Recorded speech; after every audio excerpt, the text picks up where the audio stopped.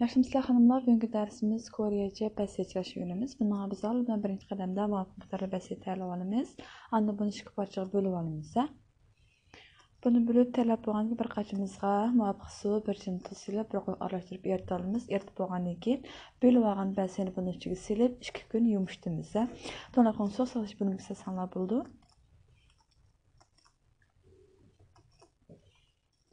Yumshagandan keyin bir jarım muvofiq suv qo'yib, buni pok salat choy qo'yamiz. Tuzni ichgacha chayqab, buni chang siqib ip bo'lgandan keyin buni yarim kun quritamiz.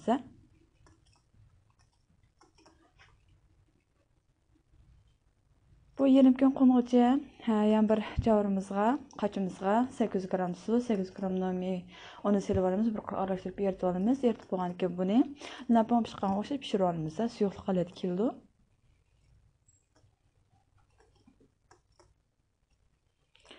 Buni pishirib muzlatamiz.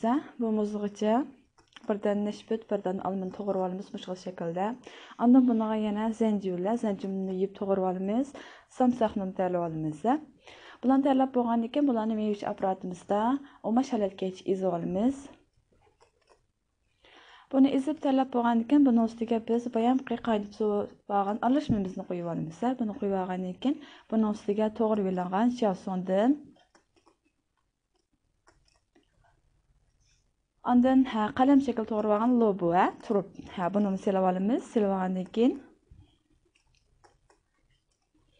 buni ustiga 200 gram lazuni, 100 gram shakar silab olgandan keyin bir quruq salat aralashtirib olamiz. Buni aralashtirib tayyorlab olamiz.